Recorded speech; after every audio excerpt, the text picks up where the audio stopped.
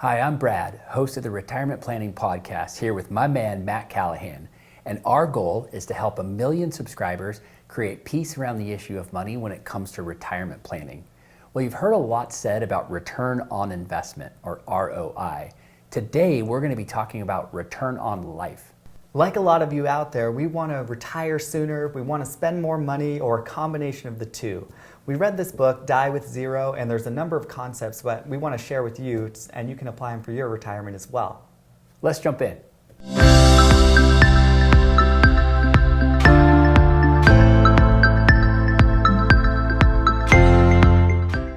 So in this book, the author Bill Perkins talks a lot about making memories while you can. While you've got the health to do it, you've got the resources to do it, go make those memories. In fact, he talks a lot about the memory dividend. Right. What's that all about? So this is along the lines of the concept of living life now. And so the idea behind it is that if you create a memory, let's say in your 20s, and you have that memory over and over again until 90s, right? So you have all those years to live that memory over and over again. If you waited until your 50s to do that original experience, now you only have from 50 to 90. Still a good amount of time, but that memory dividend or that time to relive that memory over and over again is reduced. So he talks just let's do the things you want to do sooner while Right. you're healthy. Yeah. You can enjoy it and you can have that memory for a longer period of time. Yeah, you know, around here we talk about the 3 phases of retirement. The go-go years while people are young and fit and they've got the money to afford travel and the lifestyle they want. The slow-go years when they start to slow down and they can't travel as aggressively as they once could. And then the no-go years where really the only place they're going is to the hospital or to get medical care. Right, and so Bill breaks that up into the similar things of just looking at it of different chunks of time, and maybe you want to do X experiences in this time, Y in this time, and Z in this time, and really just focusing on how your financial plan can make those different memories happen in each of those sections. Absolutely. And today we're going to talk about a case study, Brian and Amanda Smith, and we're going to show you how we were able to coach them to spend more money during those go-go years to do the things that they wanted to do while they had the health and the resources available to do it. So of course their names have been changed to protect confidentiality, but we're going to jump in and show you real-world planning, how people could actually get more return on their life. So Brian and Amanda came to us, and they were in their early 60s. They had just retired, and we worked through a full-blown retirement analysis. And what you can see here is this is their investments growing over time. In fact, they were going to have a nice chunk of change left at the end of life here. Of course, we don't ever take anything for granted around here, and we stress test our work everywhere we can. And so we stress tested this, running it against 1,000 randomly generated scenarios. And what we found is that in all 1,000 scenarios, they did not run out of money.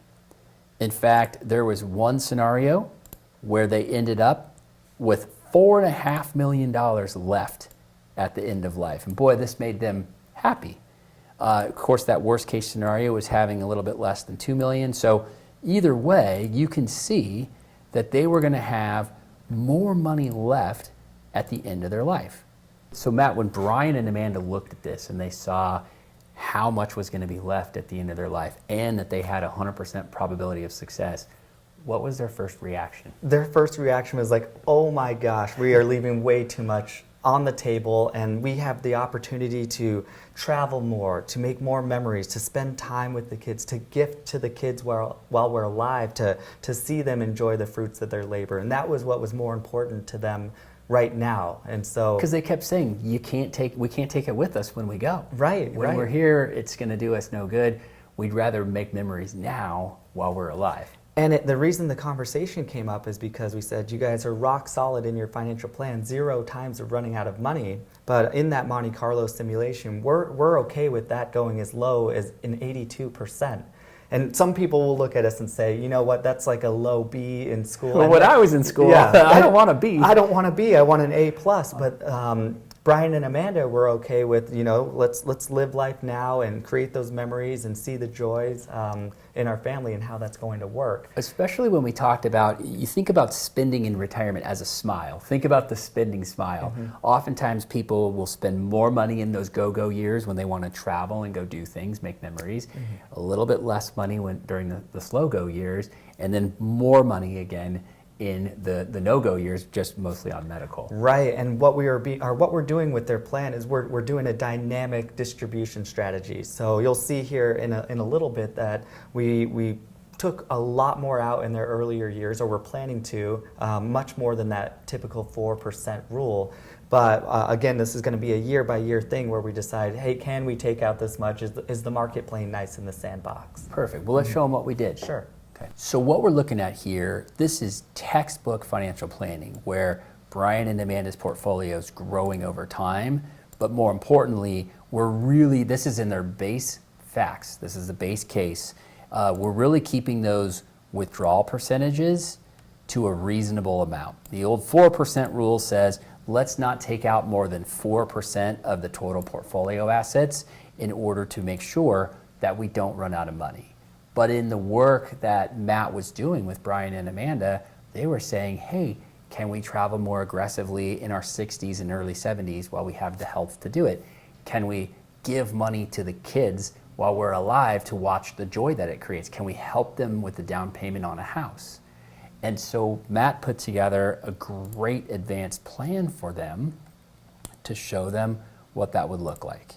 Matt, walk us through, what are we looking at here? Let's start with the bar chart here. What we're looking at is the liquid net worth each year in retirement. And you can see the purple there is the supplemental withdrawals that they're taking. You'll notice that their liquid net worth is decreasing pretty rapidly those first number of years in retirement, because what we created was bringing some of those dollars that would have been left over at end of life and brought them up into earlier in retirement. So if we scroll down here, you can see these withdrawal percentages are much higher, sometimes 3 times as much as the recommended withdrawal rate, but we stress tested their plan and this works for what they're trying to accomplish. But really, like we talked about, we want to just be cautious of what the markets are doing this time and make adjustments. But the overall concept for Brian and Amanda is that, hey, this is possible. We can do it, and you can go on the extra vacations, you can create those memories, help the kids with the down payment on the homes, and then just overall gifting strategies were possible in their retirement plan. Absolutely. And so what was their reaction when they looked at this?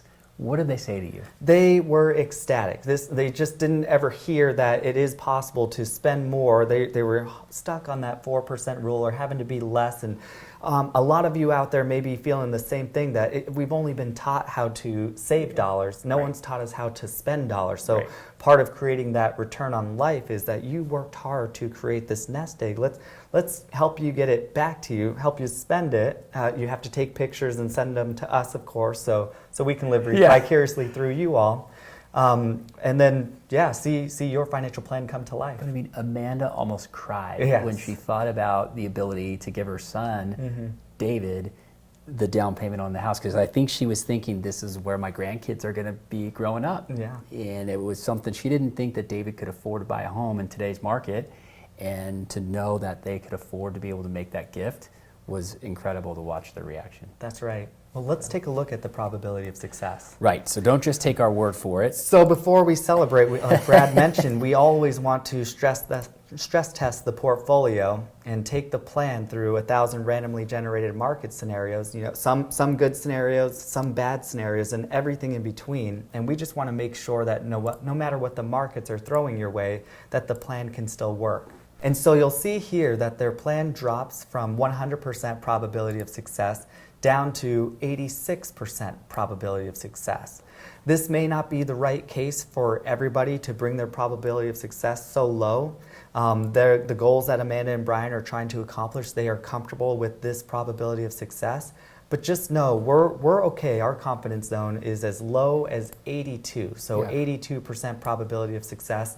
We're giving you 2 thumbs up that your retirement's on track. And I mean, look at this. They're still, the good case scenario is almost $3 million left, and there's that bad case, and yeah, they're starting to get closer to zero, but they're still above water with a high degree of confidence here. Yeah, they're still able to leave a pretty good legacy behind, but also I think more important to them that we know is just being able to see the fruits of their labor be enjoyed by their family members. Right, absolutely. Really cool. All right, so when I first started reading the concepts in Die with Zero, I was a little skeptical. I was thinking, well, the reason why people probably put off the spending, like we just showed with Brian and Amanda, the reason why they're doing that is because they're thinking about future expenses, things like major medical, things like long-term care. But the author, Bill Perkins, has some really interesting perspective on how to protect against events like this. He says that's exactly where insurance comes into play. So talk to us a little bit about some of the insurances that people can use to protect against those sort of catastrophic things or the things that no one hopes happens to them. Right. There's two things that come to mind from the book. And the first one is that if you live too long, so he talks about annuity products. The basic definition of an annuity is just a stream of income that you can't outlive. You give a certain amount of your nest egg to an insurance company, and they promise to pay you a certain amount for a length of time. Yeah, and full disclosure, we're not huge fans of annuities around here. We're certainly not annuity salespeople. However, the book did say that's a great way to transfer the risk to an insurance company, the risk of outliving your money. So I did think that was interesting. Right, and like you said, not huge insurance fans. They can, or annuity fans, I should say. They can provide some peace of mind for people, knowing that no matter what the markets are doing, that those dollars are coming in. So it can be part of your flooring strategy, right, in addition to your Social Security benefit if you've taken that already. And then, what other kinds of insurance does Bill talk about to just help against the aging and the cost of aging and things like that? So now we're talking long-term care. That's just for taking, there's a 70% chance, maybe higher now, that we're all going to have a long-term care event that we're going to have to go through. Right. So transferring some of that risk to the insurance company, because we've seen big hits on portfolios or your overall financial plan if you don't account for that. Well, what's interesting, I think the issue that you and I always had with long-term care is the insurance companies would increase the premiums about every 5 to 7 years, right, to the point where clients are like, I can't afford this. I think the new hybrid long-term care policies out there are so much better. That's great, yeah. So what he's talking about is there's life insurance with long-term care riders on there. Yeah. You just need to be aware that you have to be able to be insurable for life insurance, and it is more expensive because of it's a whole life policy. So, but they won't ever increase. So you're locked in at that premium rate. I like that. Yes. Yeah, it's level. And people, this can get you away from the use it or lose it factor, because although this is different than the Die with Zero, if you don't use the long-term care on the insurance, then hopefully way down the road when you pass away, your beneficiaries are going to receive a tax-free death benefit. Yeah. And the other thing that Bill Perkins said in the book that really resonated with me, he said the best way to keep those future medical costs lower is through preventative care. And he says, walk and get exercise, burn calories, try to lose the extra pounds that some of us that we tend to carry. He says, keep yourself, eat right, really common sense stuff, but it's true. That's a way to help keep some of those future costs down. And then the other thing is make sure that you've got a good Medicare plan in place. Make sure that you're choosing the right Medigap or Medicare Part C policy just to help cover those costs. And you'll want to include those extra costs in your financial plan. So when we're running these scenarios for right, Brian and Amanda, we have those included, and we're accounting for those as well. Yeah. So I really like the concept that by taking some preventative measures and by having the right insurance policies in place, you can have that peace of mind to then go ahead and spend a little extra earlier in retirement and go create that memory dividend that we're talking about. That's right. Yeah. So when I initially picked the book up, another reason why I was skeptical at first is this concept of dying with zero. It just felt so irresponsible. It felt so selfish. And I've got kids myself, and I've always thought I'd like to leave them something at the end of life. But as I read the book, Bill Perkins, that's not at all what he was saying. He wasn't saying cut your kids out of the will at all and be selfish and spend it only on me or my wife and I. That's not what he was saying. He was saying be intentional, be thoughtful, have a planned giving strategy, whether it's to the kids, whether it's to church or charity or philanthropy. have a planned approach. And the point that he was making is make the gifts while you're alive, while you can see the good that it creates, whether it's helping your child with the down payment on the house or helping them get started in life, or it's giving money to church or charity while you're alive to watch the benefit that it creates. And the point that he made that really stood out to me, he said the average age that people receive an inheritance from their parents is age 60, 60 years old. And the point he was making is most folks when they're 60, I mean, that's nice and all, but most folks by the time they're 60, they don't need the help in the same way that they did when, say, they were 25. Right. It's not the utility factor on the dollars coming to you are just not providing the extra joy at that time. Right. It's a nice thing, and people appreciate it all the time, but it's just it's not the same as having it at a different time. More like icing on the cake at that point. Right. That was really impactful to me, and I just thought, wow, how cool to be able to make such a big impact in the lives of my kids while they're younger, and they really need the money, not when they're older and they're more set. Yeah, and you hit the nail on the head. That the biggest point of it is spending money wisely, having a purpose for it at different stages, and that it can be used. Whether you're giving it while you're alive, and spend to zero, the way I took it didn't mean that you're necessarily dying with $0. Maybe part of your dying with zero is leaving a specific dollar amount, but you've thought about it and you've made a conscious decision of why you're leaving those dollars behind. Right. I think often about the client of mine who says, I want to bounce my last check at my funeral. And when he first said it, I thought, oh boy, that's a pretty risky approach. But what Bill Perkins is talking about is being thoughtful, being intentional, having a plan, and being able to do a lot of great things while you're alive to watch the benefits to those that you take care of. All right, so here's a couple of other huge takeaways for me. He says, don't wait until you're dead to give your money away. I love that philosophy because people can benefit. He also says putting your kids first means giving to them much earlier. That was a new way of looking at it for me. He had a whole chapter about your legacy, and he says your real legacy isn't about money. Your real legacy isn't about, I love that concept. Yeah. Yeah, I mean, what were your thoughts on that? I love it. I mean, people are, sure, they're going to remember how much you left them at some point, but I think that those memories and the fun and the experiences you have with someone will outlast that. That'll keep your legacy going, in my opinion, that I agreed with I mean, him. we work with so many people that love traveling and love their family. Why not create the memories, do big family vacations while you can, while your kids still want to go with you? Absolutely. Yeah, I love that.